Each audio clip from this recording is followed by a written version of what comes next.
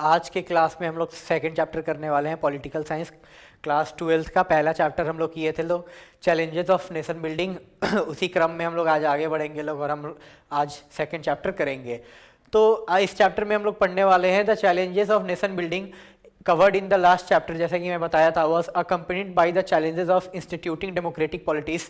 Thus, electoral competition among the political parties began immediately after independence. In this chapter, we will look at the first decade of the electoral politics in order to understand. देखिए, जैसे कि हम लोग सबसे पहले पढ़े थे पहला चैप्टर में कि चैलेंजेस ऑफ नेशन बिल्डिंग में कि कैसे हमारा देश जब आज़ाद होता है तो हमको जितने भी प्रिंसली स्टेट थे उसके बाद एक साथ कैसे लेकर आया जाता है, कितने डिफिकल्टीज होते हैं, उसके बाद लिंग्विस्टिक बेसिस पे स्टेट का अलग अलग मांग होने लगता है। तो जैसे ही जब देश आज़ाद होगा तो अलग अलग डेमोक्रेटिक, कोई भी अगर डेमोक्रेटिक सिस्टम है तो वहाँ पे अलग अलग पार्टी एग्जिस्ट करेगी और चुनाव लड़ेगी। तो इसी चैप्टर में इस हम लोग पढ़ने वाले हैं कि कैसे आज़ादी के बाद से ही आप पॉलिटिकल पार्टीज के आपस में कैसे वो लोग एक दूसरे के खिलाफ लड़ने लगते हैं चुनाव जीतने के लिए। तो स्टार्टिंग में यही इसमें बात किया जाएगा, पहले कांग्रेस का ही रोल रहेगा, उसके बाद एक एक करके और जो रीजनल पॉलिटिकल पार्टीज थी या फिर नेशनल, उनके बारे में हम लोग बात करेंगे लोग। तो the establishment of a system of a free and fair election, the domination of the Congress party in the years immediately after the independence and the emergence of opposition parties and their policy। तो सबसे पहले हम लोग क्या पढ़ेंगे, यही तीन चीज़ जैसे कि मैं अभी बताया था कि क्या रहेगा कि फ्री और फेयर इलेक्शन होगा, उसके बाद जब पहला चुनाव होगा उसके बाद कुछ डेकेड्स तक कांग्रेस एक तरफा सब जीतते रहेगी, उसके बाद कैसे नए जो अपोजिशन पार्टीज हैं उनका कैसे इमरजेंस होगा, इसी बारे में हम लोग एक एक करके आज पढ़ने वाले हैं लोग।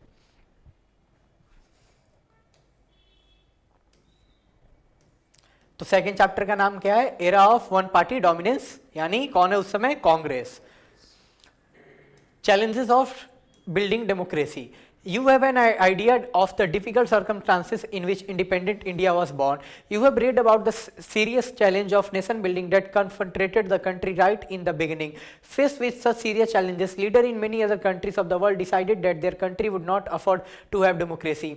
देखिए यहाँ पे यही बात किया जा रहा है कि जब बताया जा रहा है कि जब हमारा देश आज़ाद हुआ था तो हम लोग के पास हम लोग किस सर्कमस्टांसेस में हम लोग को आज़ादी मिली थी, इसी के बारे में हमको बताया गया है कि क्या क्या था, भारत का बंटवारा हो रहा था उस समय, जिस कारण से क्या हुआ, इतने सारे वाइड स्प्रेड वायलेंस चारों तरफ हमें देखने को मिला। तो ये सब इतने सारे कठिनाइयों के बावजूद हम लोग क्या चुनते हैं, हमारे इस देश के लीडर क्या चुन रहे हैं, डेमोक्रेसी चुन रहे हैं। जबकि इसी अराउंड में वर्ल्ड में और जो कंट्री जिनको आज़ादी मिले वो क्या इस रास्ते पे वो नहीं जाते हैं।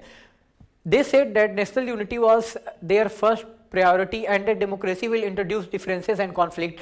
वो वही जो और जो लीडर थे उनका क्या कहना था कि हमारे लिए मेन इंपॉर्टेंट क्या होना चाहिए, जो नेशनल इंटरेस्ट है यानी जो देश हित का बात है वो पहले होना चाहिए। जो इसी टाइम पे और जो कंट्री इंडिपेंडेंस जिनको मिला था उस टाइम पे उस कंट्री के लीडर का ऐसा क्या नाम था, क्यों वो बोल रहे थे, क्योंकि वो इसलिए ऐसा बोल रहे थे क्योंकि उनका क्या नाम था कि डेमोक्रेसी आने से क्या होगा, डिफरेंसेस होंगे और कॉन्फ्लिक्ट होगा, यानी लोगों का मत एक जैसा नहीं होगा और जिस कारण से क्या हो जाएगा, आगे वो लड़ाई हो जाएगा। इसलिए उनका ऐसा सोच था कि जो डेमोक्रेसी है उनके कंट्री में एग्जिस्ट नहीं कर पाएगी।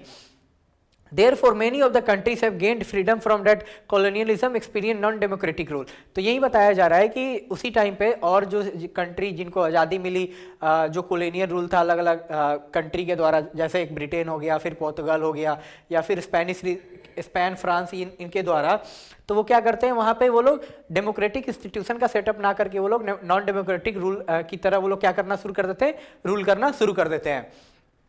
It took various forms: nominal democracy but effective control by one leader, one party rule or direct army rule. Non-democratic regime always started with a promise of restoring democracy very soon, but once they establish themselves, it is very difficult to dislodge them। तो यहाँ पे यही बताया जा रहा है कि यहाँ पे एक टाइप का अलग से नॉमिनल डेमोक्रेसी टाइप का चीज आया, जिसमें क्या था कि थोड़ा सा आज़ादी लोगों को दिया जाएगा और बाकी पूरा होल्ड एक ही जो लीडर रहते हैं उनके हाथ में रहेगा, इसके बारे में बताया गया है। फिर ये उसी सिस्टम को हम लोग क्या बोल रहे हैं, वन पार्टी रूल और डायरेक्ट आर्मी रूल जिसको बोला जा रहा है।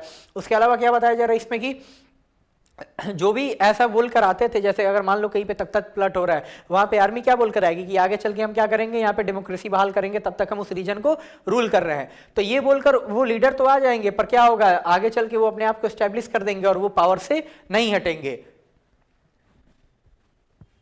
The condition in India were not very different, but the leader of the newly independent India decided to take the more difficult part. तो इंडिया का भी कंडीशन वही था जो और देशों का उस समय था, जो जिनको कॉलोनियलिज्म से आज़ादी मिली थी, पर हमारे लीडर क्या किए, हमारे लीडर एक अलग रास्ता चुने. Another part would have been surprising, for our freedom struggle was deeply committed to the idea of democracy. Our leader were conscious of the critical role of the politics in any democracy. They did not see politics as problem, they saw it as a way of solving the problems. तो हमारे leader क्या, हमारे leader जो जब से हम लोग आज़ादी का मांग कर रहे थे, उनका तब से ही मांग था हम लोग किस हमको क्या चाहिए, हमको डेमोक्रेसी चाहिए, हमको जो भी फंडामेंटल राइट्स होते हैं, हमको जो लीगल राइट होते हैं, हमको चाहिए.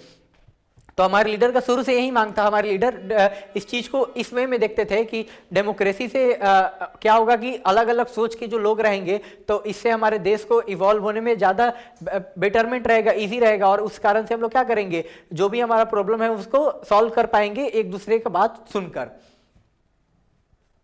Every society need to decide how it govern and regulate itself. There are always different policy alternative to choose from. There are different groups with different and conflicting aspiration. How do you resolve these differences? Democratic politics is an answer to this question. तो यही यहाँ पे बताया जा रहा है कि अलग अलग उस समय जो लोग रहते थे सोसाइटी में, सबका अपना अपना अलग अलग एस्पिरेशन होता था, सबका अपना अपना अलग अलग मांग होता था, जिस कारण से जो डेमोक्रेटिक पॉलिसी है वो क्या करेगी, अगर डेमोक्रेसी रहेगा तो अलग अलग जो लोगों का अलग अलग जो मांग रहेगा उसको हम लोग सॉल्व करेंगे. तो यही इसका आंसर दिया गया है कि सोसाइटी में हमेशा अलग अलग लोगों का मत रहेगा, पर उसका आंसर कैसे हम लोग दे पाएंगे, जब यहाँ पे एक डेमोक्रेटिक पॉलिसी रहेगा वैसे. While competition and power are the two most visible things about politics, the purpose of political activity is and should be deciding and pursuing public interest. This is the route our leader decided to take. तो देखो यहाँ पे क्या बोला जा रहा है कि कंपटीशन तो आपस में पॉलिटिकल पार्टीज के बीच में लगा ही रहेगा. क्यों? क्योंकि वो लोग पॉलिटिक्स में है, पर पॉलिटिक्स का इस्तेमाल किस तरीके से होना चाहिए, हमारे लोग का जो भी नीड है, जो भी चाहिए उनको पब्लिक इंटरेस्ट के लिए हमको काम करना है, उस वे में होना चाहिए. और हमारे लीडर भी क्या करते हैं, उसी रास्ते को चुनते हैं.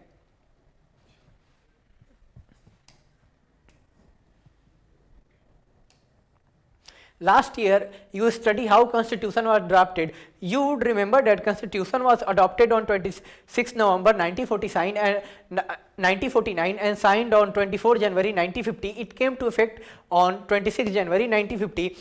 जो अगर 11th क्लास का पॉलिटिकल साइंस का बुक पढ़ा होगा तो उसको पता होगा कि हम लोग कैसे कॉन्स्टिट्यूशन को ड्राफ्ट किए थे. तो उसमें बताया गया था कि हमारा जो कॉन्स्टिट्यूशन है कब अडॉप्ट किया जाता है, जो हम कॉन्स्टिट्यूशन है कब अडॉप्ट किया जाता है, 26 जनवरी 1949 को. साइन कब होता है, 24 जनवरी 1950 को. और फाइनली इफेक्ट में यानी लागू कब से हो जाता है, ये 26 जनवरी 1950. जिस कारण से हम लोग क्या करते हैं, 26 जनवरी को रिपब्लिक डे के रूप में मनाते हैं. It was now necessary to install the first democratically elected government of the country. The constitution had laid down the rules and now the mechanism had to be put in the place. देखो अब हम लोग का जो constitution है वो क्या हो गया, वो तो लागू हो गया. अब क्या करना है हमको, पहला अपना डेमोक्रेटिक गवर्नमेंट को भी यहाँ पे स्थापना करना है, जो भी उसमें मैकेनिज्म दिया गया उसका यूज करके. Initially it was thought that this was only a matter of few months. The Election Commission of India was set in January 1950. Sukumar Sen became the first Chief Election Commissioner. The country first general election was expected sometime in between 1950 itself. अब जैसे ही constitution force में आ जाता है 26 जनवरी को, तो सबको ऐसा लगता है कि अब क्या होगा, अब जल्दी से जल्दी चुनाव होगा, बस कुछ महीनों का बात है. पर क्या हमारा उसी समय पे जनवरी में ही 1950 में इलेक्शन कमीशन का स्थापना किया जाता है, जो चुनाव के रेगुलेशन का सब देखभाल करने का काम किसका रहता है, चुनाव कौन करवाएगी, इलेक्शन कमीशन करवाएगी. और हमारे पहले इलेक्शन कमिश्नर कौन रहते हैं, इनका नाम है सुकुमार सेन. तो ये पूछा भी जाता है, सब सीयूटी के लिए इंपॉर्टेंट चीज है कि who was the first election commissioner of India. इनका आंसर है सुकुमार सेन. तो स्थापना का भी ईयर पूछा जा सकता है 1950. ऐसे ये पूछा जा सकता है कि कॉन्स्टिट्यूशन को अडॉप्ट कब किया गया, 26 जनवरी 1949. साइन कब किया गया, 24 जनवरी 1950. और लागू कब से हुआ, ये 26 जनवरी 1950. तो ये कुछ सीयूटी के इंपॉर्टेंट वन लाइनर क्वेश्चन है.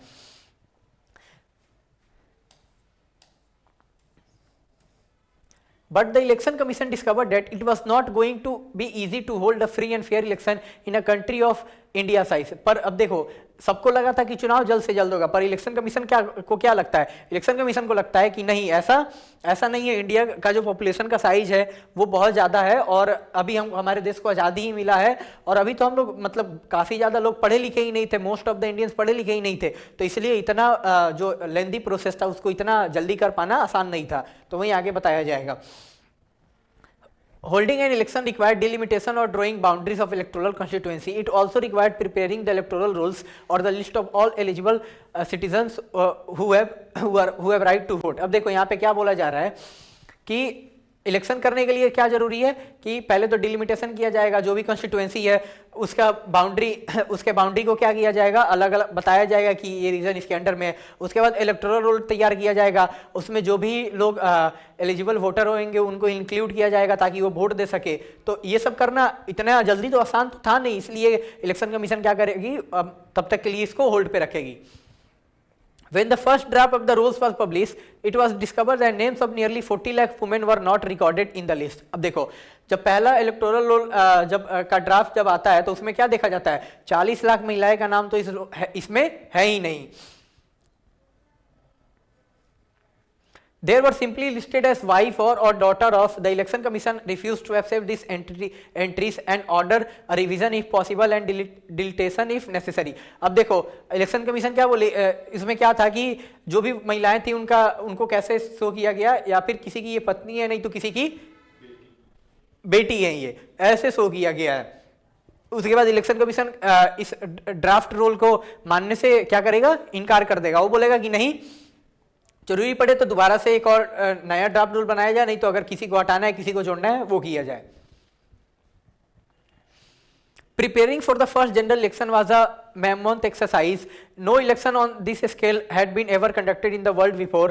अब देखो ये जो हमारे लिए हमारा जनरल इलेक्शन यानी पहला जनरल इलेक्शन करवाना, ये कोई आसान काम तो था नहीं, ये बहुत लेंदी काम था, और इससे पहले पूरे दुनिया में इतना लेंदी कोई एक्सरसाइज हुआ ही नहीं था, इतना बड़ा कुछ हुआ ही नहीं था।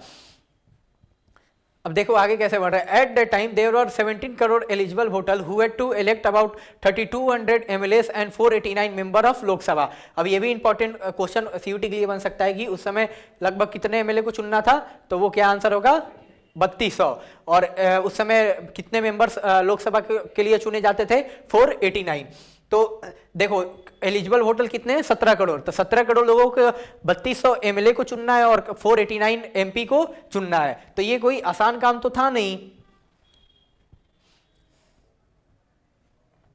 Only 50% of this eligible voter were literate. अब देखो 17 करोड़ में से सिर्फ 15% ही लोग क्या है, पढ़े लिखे हैं, बाकी के जो 85% 17 करोड़ में क्या है में से हैं उनको पता ही नहीं है कि क्या कैसे होता है, उनको कुछ नहीं पता है, जिस कारण से क्या होगा, इलेक्शन कमीशन को चुनाव कराना इतना आसानी नहीं रहेगा। अब देखो ऐसे ही कैसे आगे कहानी बढ़ेगा।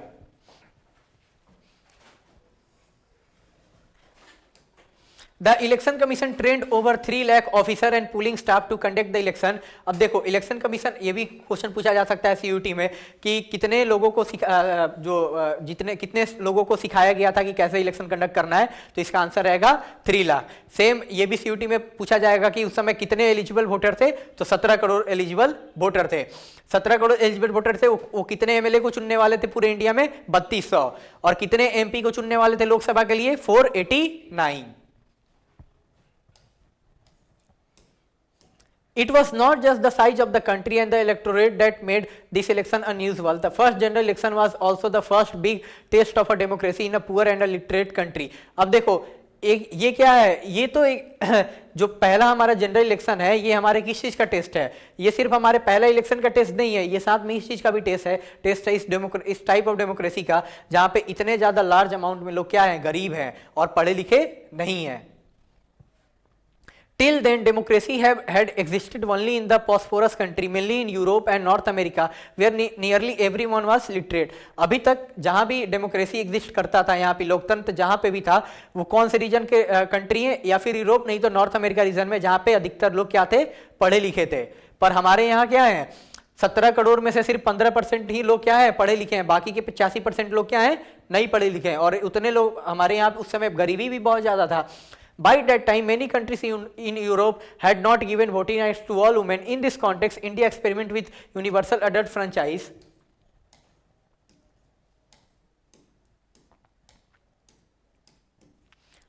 Appeared very bold and risky. अब देखो उस समय जितने भी देश थे वहां पे कैसा चीज था कि यूनिवर्सल अडल्ट फ्रेंचाइज का सिस्टम यहाँ पे, यानी सबको बराबर वोटिंग का अधिकार एक एज के बाद मतलब कि नहीं दिया गया था यूरोप में, और महिलाओं को तो वहां पे वोटिंग राइट्स मिला ही नहीं था। पर इंडिया एक तो मतलब अधिकतर यहाँ के पॉपुलेशन पढ़ा लिखा नहीं है, उसके बाद गरीब है, फिर भी इंडिया क्या कर रहा है, सबको वोटिंग राइट दे रहा है irrespective of their caste, religion, gender, anything. तो उसके बाद जितने भी उस समय 21 प्लस जितने भी एज के लोग थे उनको वोट करने का क्या था, अधिकार था। Organizer a magazine wrote that Jawaharlal Nehru would live to confess the failure of universal adult franchise in India.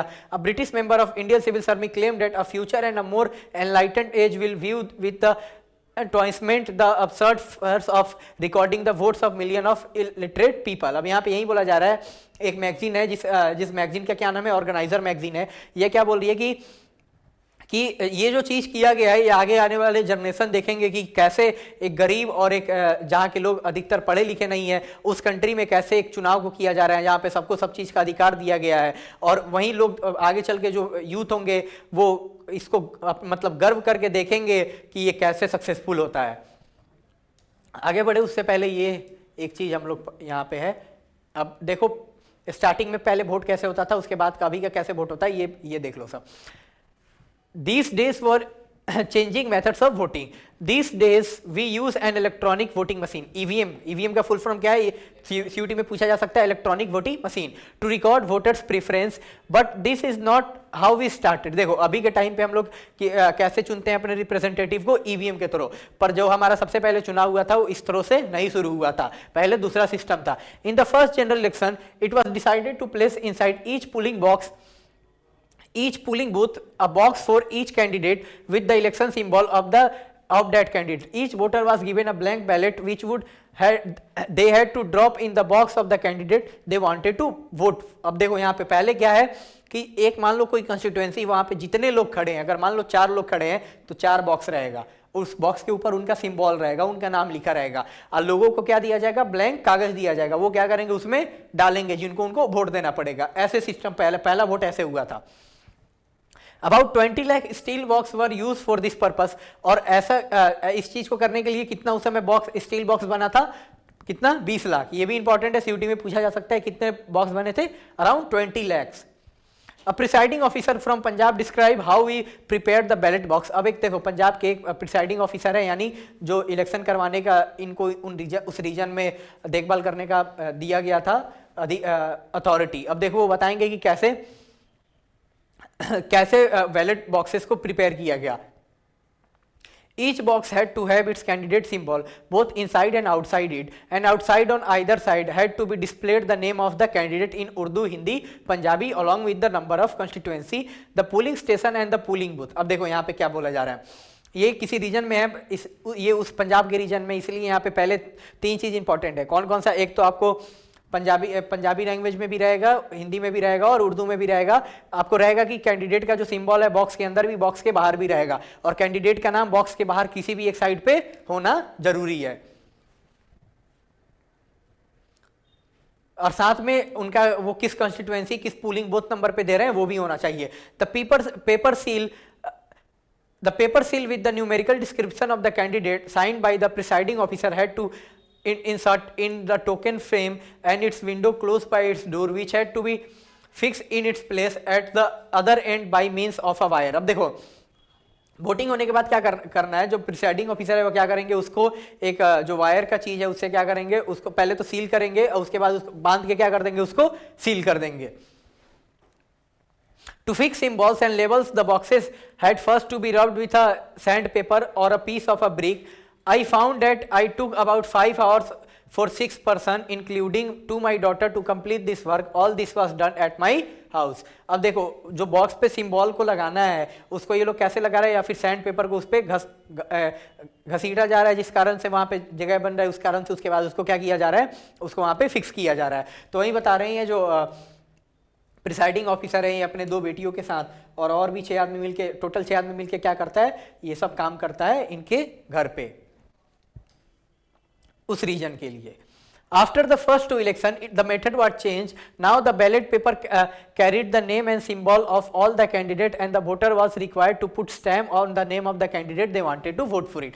देखो पहले जो हुआ था स्टार्टिंग में कैसे था कि अलग अलग कैंडिडेट के लिए अलग अलग बॉक्स रहेगा, उसमें एक ब्लैंक पेपर डालना है. अब देखो अब बॉक्स एक ही रहेगा. अब क्या रहेगा, पेपर पे कैंडिडेट का नाम रहेगा, आपको जिस कैंडिडेट का देना है उस पर ऐसे करके लगाकर आपको क्या कर देना है, उस बॉक्स को उसी बॉक्स में डाल देना है. यानी एक ही बॉक्स में सबका डलेगा, बस आपको जिस कैंडिडेट को वोट देना है उस कैंडिडेट का नाम रहेगा उसमें.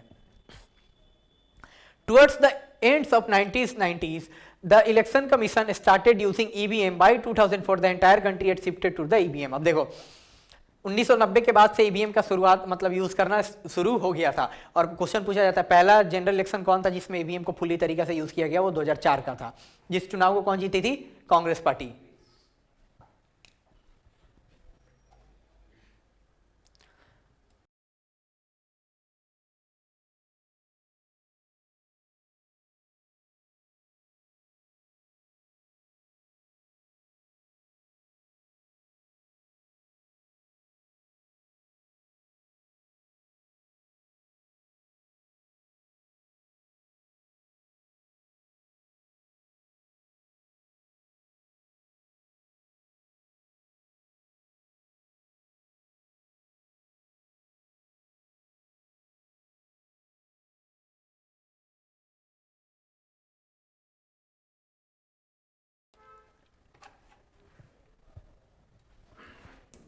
फिर हम लोग अब आगे कंटिन्यू करते हैं अपने स्टोरी पे. अब देखो The election has to be postponed twice and finally held from October 1951 to February 1952.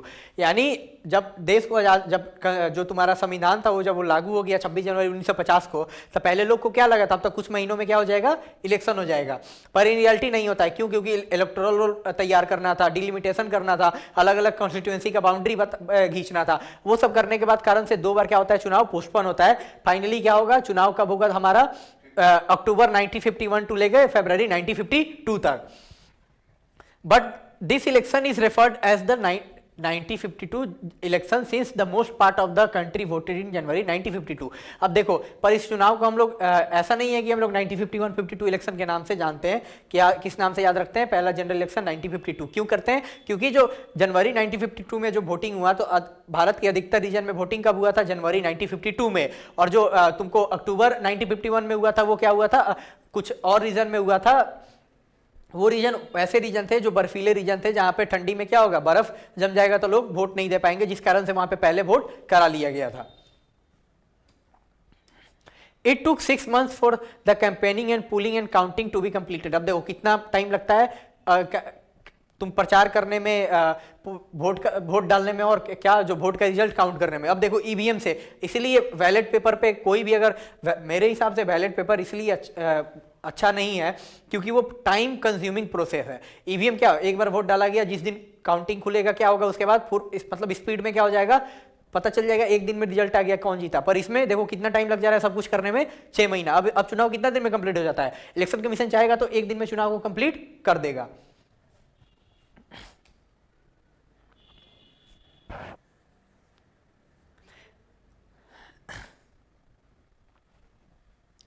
Elections were competitive. There were on average more than 4 candidates for each seat. The level of participation was encouraging. More than half of the eligible voters turn out to vote on the day of election. अब देखो जो election हुआ था वो काफी ज्यादा competitive था, क्योंकि ऑन एन एवरेज एक कोई कॉन्स्टिट्यूएंसी है तो मान लो हर कॉन्स्टिट्यूएंसी में एक रीजन में 4 लोग कम से कम चुनाव लड़ने के लिए खड़े हैं, यानी 4 अलग अलग कैंडिडेट हैं. यानी लोग को इंटरेस्ट है. जब वोट देने का बारी आया तो जितने भी एलिजिबल वोटर थे यानी 17 करोड़, तो 17 करोड़ में से कितने, मोर देन 50% लोग क्या किए थे, वोट किए थे, जो कि बहुत बड़ा बात है. क्यों? क्योंकि 17 करोड़ में से सिर्फ 15 करोड़ लोग ही पढ़े लिखे थे, बाकी लोग तो पढ़े लिखे ही नहीं थे.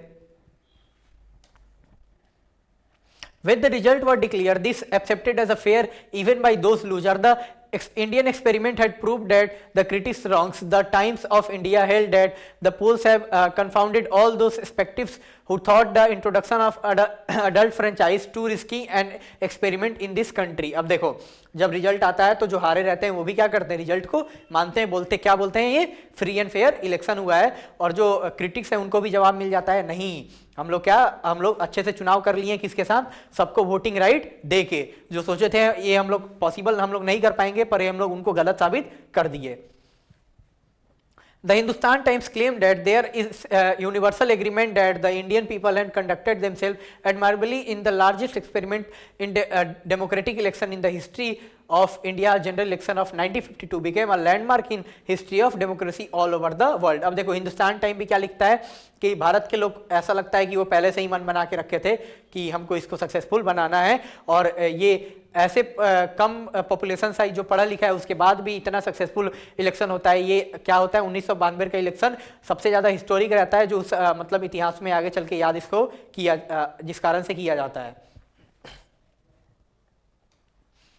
It was no longer possible to argue that democratic election could not be held in condition of poverty or lack of education. It proved that democracy could be participated anywhere in the world. देखो यहाँ पे पहले जो बोला गया था, जो उसी समय देश आज़ाद हुए थे, उनके लीडर को क्या लगा था कि हमारे देश को आज़ादी मिला है, हमारा रीजन उतना पढ़ा लिखा है नहीं, लोग गरीब हैं, तो हम इलेक्शन सबको वोटिंग राइट देके नहीं कर पाएंगे। पर भारत का जो एग्जाम्पल है उनको क्या किया, गलत साबित किया। हम लोग प्रूफ कर दिए कि गरीबी और लोग पढ़े लिखे नहीं है, उसके बावजूद भी हम लोग क्या किए, डेमोक्रेटिक इलेक्शन किए। और ये चीज अगर इंडिया कर सकता है तो दुनिया की कोई भी कंट्री इसको इंप्लीमेंट कर सकती है।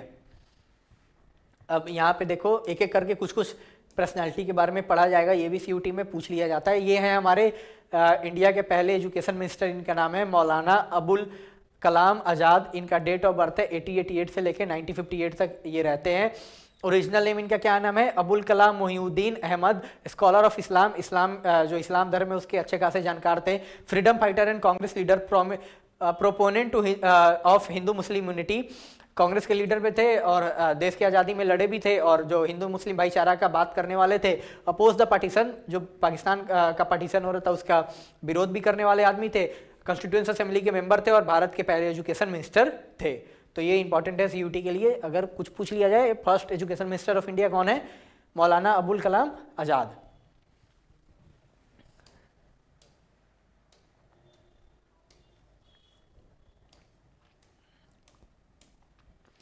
अब देखो, अब Congress dominance in the first 3 general election. अब हम लोग किसके बारे में बात करेंगे, कांग्रेस पार्टी के बारे में। कांग्रेस कैसे एक तरफा पहला जो 3 जनरल इलेक्शन होगा, यानी 15 साल तक के लिए कांग्रेस एक तरफा पूरे देश में जीतते रहेगा। तो देखो, the result of the first general election did not surprise anyone. The Indian National Congress was expected to win this election. The Congress party was, it was popularly known, had inherent the legacy of the national movement. अब देखो, जो पहला general election का result आया तो किसी को अचंभा नहीं हुआ। क्यों? क्योंकि सबको पता था कौन पार्टी जीतने वाली है, कांग्रेस। क्यों? क्योंकि कांग्रेस पार्टी को सभी लोग उस समय के टाइम पे जानते थे। और जो कांग्रेस पार्टी है क्या था, वो जो हमारे देश का आज़ादी का जो उस समय मोमेंट था उसमें भाग लेने वाली भी कौन थी, कांग्रेस पार्टी थी। It was the only party then to have an organization spread all over the country, and finally in Jawaharlal Nehru the party had the most popular and the charismatic leader in Indian politics. अब देखो, Congress party एकमात्र ऐसी party थी जिसके पास India में हर एक जगह पे उस समय पे क्या थे, लोकल यूनिट पे वर्कर, उनके पास स्ट्रेंथ था, और उनके पास एक ऐसा लीडर भी था जवाहरलाल नेहरू, जो जिनको बहुत ज़्यादा पॉपुलर भी थे और जिनको सब कुछ अच्छे से पूरे देश के लोग जानते थे।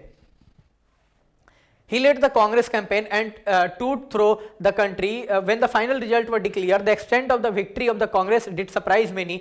The party won 364 seats out of 489 seats in the first Lok Sabha election and finished way ahead of any other challenger. The Communist Party of India that came next in terms of seat only won 16 seat. अब देखो यहाँ पे क्या हो रहा है, कांग्रेस जब result आया तो लोग इतना भी नहीं सोचे थे कि कांग्रेस पार्टी इतना ज्यादा सीट जीत जाएगी। उस समय 489 में से कांग्रेस पार्टी को कितना मिलती है सीट, 364, जो कि 2/3 से भी ज्यादा है। और इसके बाद जो अगर कोई सेकंड नंबर पे सबसे मोस्ट सीट जीतने वाली पार्टी है वो कौन है, कम्युनिस्ट पार्टी ऑफ इंडिया। कितनी जीती है, सिर्फ 16 seat.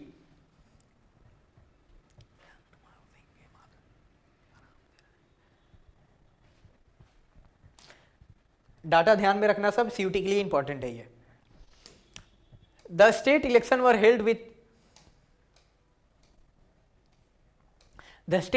held with Lok Sabha election. The Congress scored big victory in those elections as well. It won a majority of seats in all the expect Travancore, Kochi, part of today Kerala, Madras and Odisha. अब देखो, जो साथ में लोकसभा चुनाव के साथ में ही उस समय क्या हुआ, स्टेट का इलेक्शन हुआ। ये कब तक हुआ, ये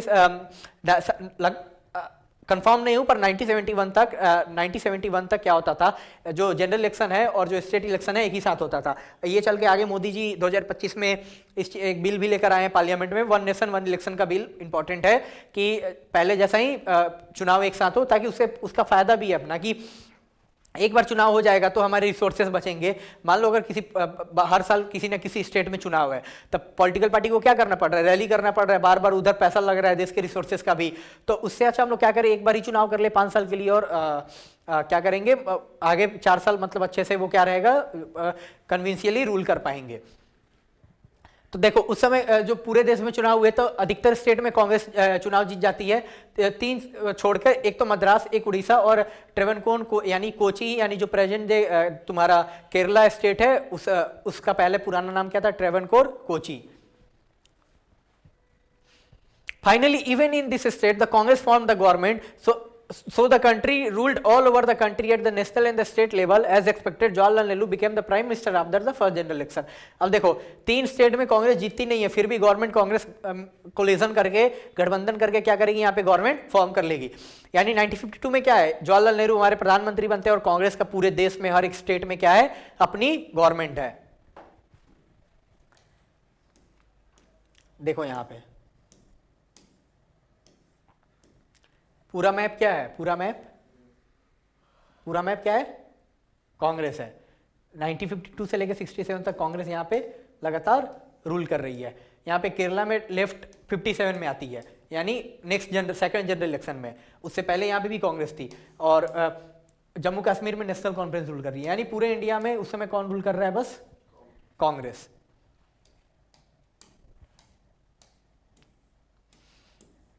A look at the electoral map of the previous page would give you a sense of a dominance of the Congress during the period of 52 to 62. In the second and the third general election held in 57 and 68 respectively, the Congress maintained the same position in the Lok Sabha by winning 3/4 of the seats. अब देखो जैसे कि हम अभी figure में हम देखे थे, लोग कांग्रेस तो पूरे देश में डोमिनेंस कर रही है, उस दिन समझ आ गया होगी कैसे डोमिनेंस कर रही है, कैसे कांग्रेस का पूरे देश में डोमिनेंस है। पर आगे जब चुनाव होता है तुम्हारा नेक्स्ट जनरल इलेक्शन 57 और 62 में, उसमें क्या होता है, कांग्रेस सेम पोजीशन जो लोकसभा में पहले भी था, 2/3 सीट पहले भी जीती थी, अभी भी 2/3 सीट जीत रही है।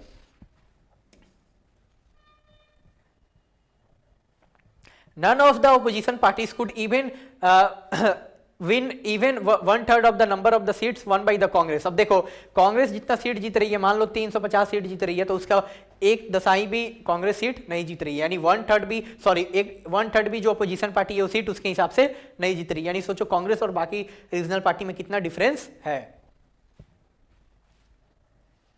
In the state assembly election, the Congress did not get majority in few cases. The most significant of this case was in Kerala in 1957 when a coalition led by the CPI formed the government. Apart from exception like this, the Congress controlled the nation and all the state government. अब देखो कुछ ऐसे exception है जहाँ पे कांग्रेस नहीं जीत पाती है। उसका मेन प्रोमिनेंट एग्जांपल केरला का है, जहाँ पे 57 के चुनाव में क्या होता है, वहाँ पे communist party of India government बनाता है, लेफ्ट फ्रंट एक कोलिजन बनता है उसको लीड करके।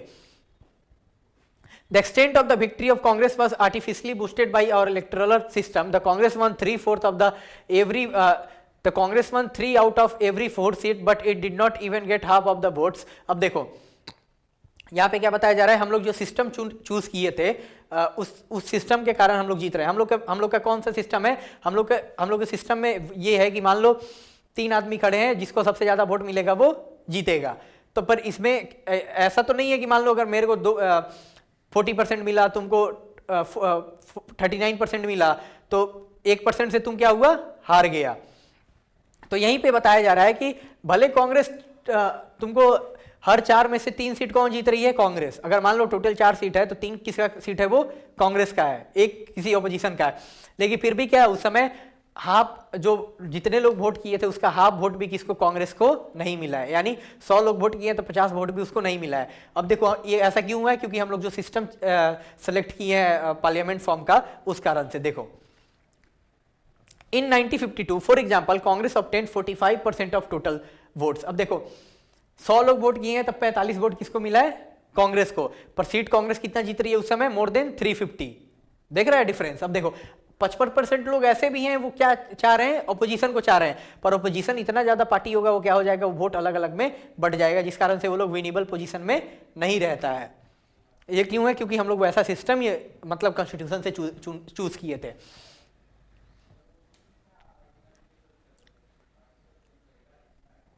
But it manage to win 74% of the seat. वही मैं बताया था कि वोट इनको कितना मिल रहा है लोगों का, 45% ही, पर लोकसभा का सीट कितना जीत जा रहे हैं, 74%। The socialist party, the second largest party in terms of vote, secured more than 10% of votes all over the country, but it could not even win 3% of the seat. अब देखो, एक सोशलिस्ट पार्टी है जिसको 10% से ज्यादा पूरे लोकसभा में vote मिल रहा है, पर जितना लोकसभा का जितना टोटल सीट है उसमें से उनको कितना, लगभग 3% ही सीट वो लोग जीतने में कामयाब रह रहा है।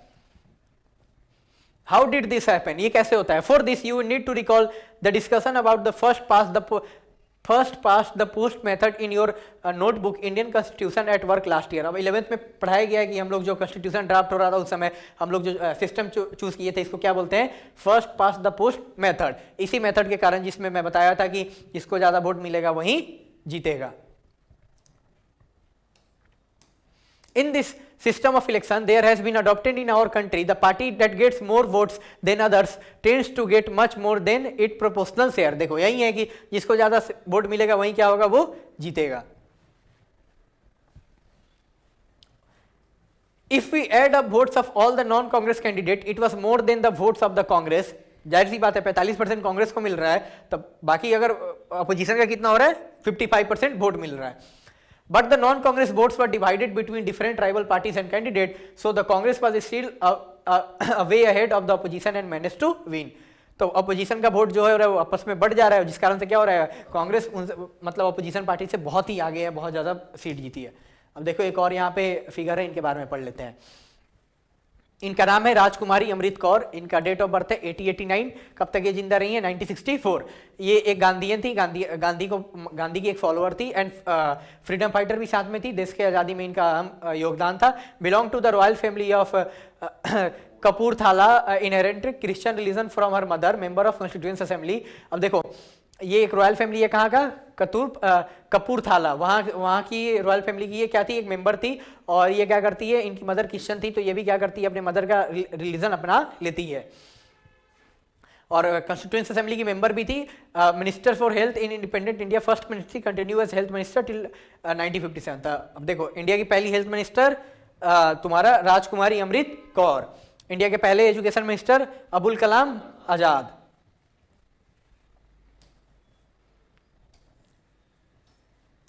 ये सब सीयूटी के लिए इंपॉर्टेंट है, नोट करते रहे चलना, वन लाइनर क्वेश्चन यही बनता है। अब देखो हम लोग पहले कांग्रेस के बारे में पढ़ लिए, अब हम लोग किसके बारे में पढ़ेंगे, केरला में जो कम्युनिस्ट को विक्टिम मिल रहा था उसके बारे में। As early in 1957, the Congress party had a bitter taste of defeat in Kerala. In the assembly election held in March 1957, the Communist Party won the largest number of seats in the Kerala legislature, and the party won 60 out of 126 and had the support of 5 independents. The governor invited EMS Namboodiripad, the leader of the Communist Party, the Communist Legislature Party, to form the ministry. For the first time in the world, a communist government had to come to power through democratic election। अब देखो यहाँ पे funny चीज क्या है, एक तो पहले बताया जा रहा है कि कांग्रेस को पहले हार का स्वाद कहाँ केरला में देखने को मिलता है, कब, मार्च में, जब 1957 में वहाँ पे स्टेट लेजिस्लेटिव असेंबली यानी वहाँ के जो विधानसभा है वहाँ का चुनाव हुआ था। वहाँ पे क्या होता है, कम्युनिस्ट पार्टी ऑफ इंडिया जो है वो सबसे ज़्यादा सीट जीतती है, 126 टोटल, आउट ऑफ 126 में से कितना वो जीतती है, 60, और 5 इंडिपेंडेंट का भी उनका क्या रहता है, सपोर्ट। तब क्या हो गया, मेजोरिटी से ज़्यादा इनके पास बहुमत है अब इनके पास, ये क्या करेंगे, गवर्नर इनको बुलाएंगे। तो पहले जो चीफ मिनिस्टर बनेंगे केरला के, और ये कम्युनिस्ट के द्वारा, ये दुनिया में मात्र एक ऐसे पहले ऐसे जो पहले ऐसे चीफ मिनिस्टर बनते हैं जो डेमोक्रेटिकली चुना जाता है, यानी पहले ऐसे इलेक्टेड रिप्रेजेंटेटिव बनते हैं जो डेमोक्रेसी के द्वारा चुना जाता है। क्यों, क्योंकि कम्युनिज्म का आइडिया ही है, कम्युनिज्म मीन्स ऐसा है कि पूरे ऑल ओवर द कंट्री जहाँ पे कम्युनिस्ट पार्टी कोई भी है वहाँ पे तुम्हारा इलेक्शन नहीं होता है। जैसे चाइना का एग्जांपल ले लो, इलेक्शन नहीं होते, वन पार्टी सिस्टम है।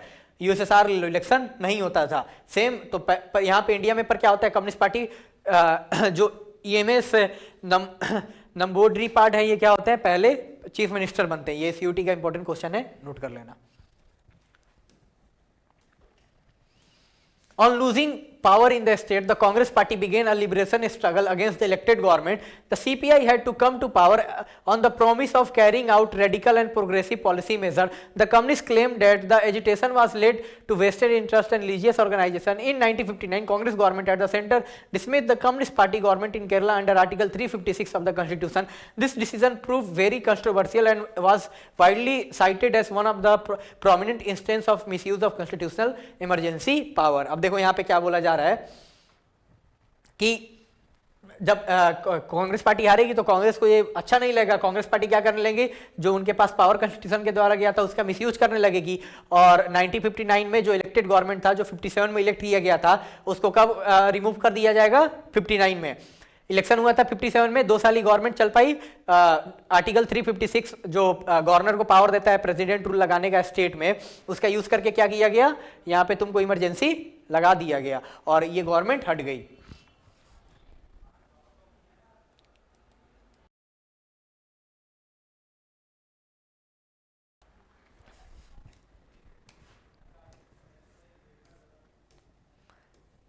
तो ये एक तुम्हारा जो कम्युनिस्ट पार्टी है उसका एक केस स्टडी था, इसके बारे में हम लोग पढ़े। अब यहाँ पे कांग्रेस के उसके बाद जो सेकंड मोस्ट इंपॉर्टेंट पार्टी उस समय थी एज पर वोट शेयर जिनको मिल रखा था, वो कौन है, सोशलिस्ट पार्टी। अब देखो हम लोग बात किसके बारे में करेंगे, सोशलिस्ट पार्टी के बारे में। The origin of Socialist Party can be traced back to the mass movement state of the Indian National Congress in the pre-independence era. तो जो सोशलिस्ट पार्टी है इसका जड़ हमको कब देखने को मिलेगा, जब इंडियन नेशनल कांग्रेस के अंदर ही मिलेगा, जब हम लोग देश के आजादी का मांग कर रहे थे, उसका लड़ाई लड़ रहे थे। The Congress Socialist Party (CSP) was formed within Congress in 1934 by a group of young leaders who wanted more radical and egalitarian Congress. अब देखो यहाँ पे क्या हो रहा है, जो सोशलिस्ट पार्टी का फॉर्मेशन कैसे हो रहा है, कांग्रेस सोशलिस्ट पार्टी के रूप में फॉर्मेशन हो रहा है कांग्रेस पार्टी के अंदर ही। कब हो रहा है, 1934 में। किसके द्वारा हो रहा है, जो कुछ जो थोड़े नए लीडर्स थे और जो थोड़े ज्यादा वो क्या थे, उनका मतलब थोड़े रेडिकल टाइप के थे और वो किसानों के बात मतलब किसानों के भला बात करते थे। देखो पहले कांग्रेस में कौन थे, मॉडरेट थे, फिर उसके बाद एक्सट्रीमिस्ट हुए। वो उनका भी क्यों अलग हुए थे, वो क्यों, क्योंकि उनका सोच अलग अलग था। उनका स्प्लिट होता है 1907 में, सूरत स्प्लिट होता है। उसके बाद तुमको क्या होगा कि फिर वो लोग मिल जाते हैं 1617 के टाइम पे, जब एनी बेसेंट का होम रूल मूवमेंट रहता है। तो सेम कांग्रेस में ही कुछ ऐसे लीडर थे जो थोड़े ज्यादा रेडिकल थे। उनका वो क्या बनाते हैं, कांग्रेस के अंडर ही एक अलग सा पार्टी बनाते हैं, उसी के अंडर क्या नाम है उसका, कांग्रेस सोशलिस्ट पार्टी। कब बनेगी ये, 1934 में। In 1948, the Congress amended its constitution to prevent its members from having dual party membership. अब देखो वो जो कांग्रेस सोशलिस्ट पार्टी है उसके मेंबर कांग्रेस में भी है और वो उस पार्टी के भी है, यानी एक आदमी 2 पार्टी का मेंबर एक साथ है। तो कांग्रेस क्या करेगी 1948 में अपने संविधान में क्या करेगी, अमेंडमेंट करेगी और क्या करेगी, इस चीज को हटा देगी ताकि क्या होगी, पार्टी में इंटरनल क्या हो जाए, कॉन्फ्लिक्ट ना हो जाए, पार्टी बट ना जाए।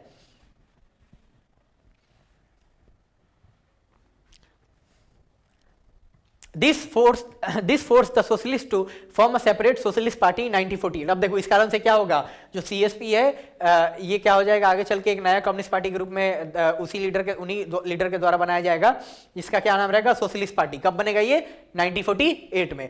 The party electoral performance cause much disappointment to its supporter. Although party had presence in most of the state in India, it could achieve electoral success only in few pockets. देखो पहला जब general election होता है उसमें क्या होता है, जो पार्टी को बहुत ज्यादा उम्मीद रहता है पर उम्मीद पर पार्टी परफॉर्म नहीं कर पाता है, काफी डिसअपॉइंट करता है अपने फॉलोअर्स को जो इसके पार्टी के सपोर्टर होते हैं। क्यों, क्योंकि ज्यादा सीट इसको नहीं जीत पाता है। ये कुछ इंडिया के कुछ इसका प्रेजेंस पूरे इंडिया में रहता है, मोस्ट ऑफ द स्टेट में, पर ये जीत कहीं कहीं पाता है, कुछ पॉकेट्स में ये सीट निकाल पाता है। The Socialist Party believed in ideology of democratic socialism, which distinguished them both from the Congress as well as the Communists. अब देखो सोशलिस्ट पार्टी का जो आइडियोलॉजी है वो क्या है, डेमोक्रेटिक सोशलिज्म है, जो कांग्रेस और जो कम्युनिस्ट थे उनके तरीके से अलग है। कम्युनिस्ट का अपना अलग तरीका था। कम्युनिस्ट बहुत सारे ऐसे कम्युनिस्ट थे जो स्टार्टिंग में डेमोक्रेसी में भरोसा ही नहीं करते थे, आगे चल के चुनाव लड़ने के लिए वो लोग उस आइडिया को ड्रॉप करते हैं। वो उनका जब आगे पढ़ने को मिलेगा। जब देश को आज़ादी मिला तो उनका क्या नाम था कि देश तो आज़ाद हुआ ही नहीं है 1947 में, देश नहीं आज़ाद हुआ है, कम्युनिस्ट का ये क्या नाम था। अभी भी अब कांग्रेस वाले रूल कर रहे हैं। अब ऐसे ही जो सोशलिस्ट पार्टी है ये एक तो तुमको डेमोक्रेसी में विश्वास कर रही है, उसी आइडिया कैसे सोशलिज्म में, यानी लोग वेलफेयर, सोशलिज्म मतलब वेलफेयर ऑफ सिटीजन, तो इनका ये आइडियोलॉजी था। अब ये आगे चल के देखो कैसे ये हो जाएंगे, मतलब बर्बाद हो जाएंगे, इसलिए मतलब डिक्लाइन का इसलिए हो जाएगा क्योंकि इनके आइडिया को कांग्रेस पार्टी फॉलो करने लगेगी, इन्हीं के आइडिया को कांग्रेस पार्टी आगे फॉलो करेगी। और अभी बीजेपी यही सोशलिज्म का मॉडल चलाती है, जो ये राशन दिया जाता है या फिर जो भी ये फ्री बस चल रहा है या फिर अलग अलग जो भी मतलब फ्रीबीज जितने चल रहे हैं वो सोशलिज्म का ही एक आइडिया है। पर फ्री सोशलिज्म और फ्रीबीज में बहुत अंतर है। सोशलिज्म लोग को नीड के लिए किया गया था, पर फ्रीबीज जानबूझकर इलेक्शन जीतने के लिए किया जा रहा है। चाहे कोई भी पॉलिटिकल पार्टी करे, वो गलत है तो गलत है।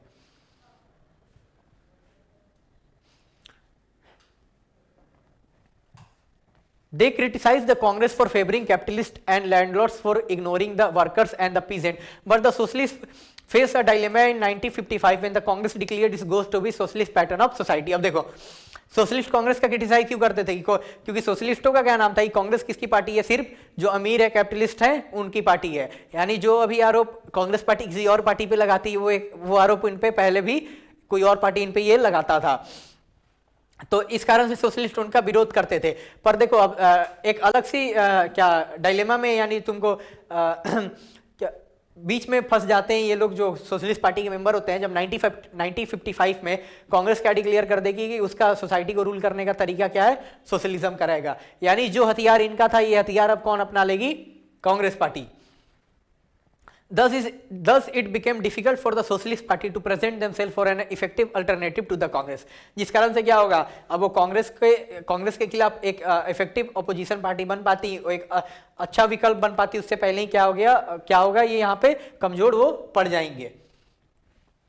Some of them, led by Ram Manohar Lohia, increased their distance from and criticism of the Congress party. Some leaders like Ashoka Mehta advocated a limited cooperation within the Congress. अब देखो socialist party के कुछ important leader हैं, जैसे राम मनोहर लोहिया हो गए, ये बहुत बड़े लीडर है, सोशलिस्ट लीडर हैं हमारे देश के। इनका ये चाहते थे कि सोशलिस्ट पार्टी और कांग्रेस का कोई कनेक्शन ना हो, बहुत दूर कांग्रेस पार्टी को बहुत ज्यादा क्रिटिसाइज करते थे। पर उसी में कुछ ऐसे लीडर हैं जिनका नाम है अशोक मेहता। उनका क्या कहना है कि नहीं, हमको थोड़ा सा मतलब मिलजुल के कांग्रेस गवर्नमेंट के साथ काम करना चाहिए।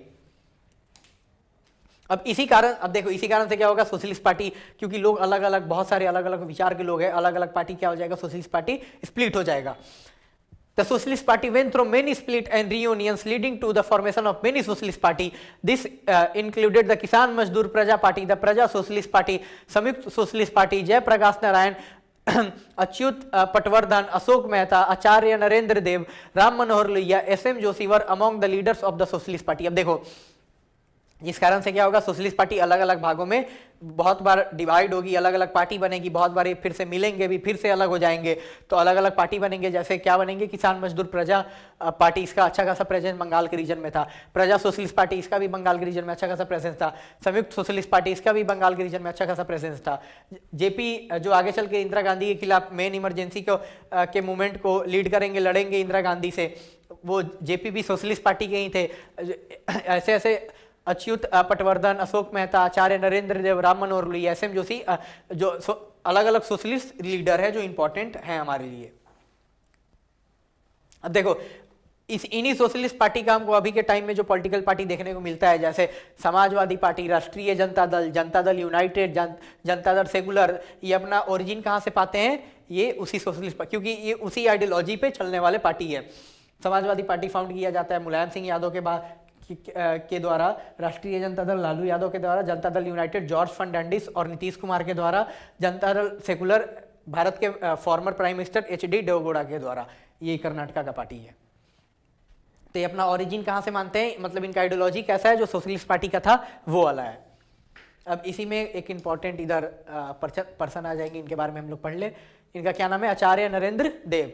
डेट ऑफ बर्थ 1889, कब तक रहे हैं, 1956। Freedom fighter and founding president of Congress socialist party.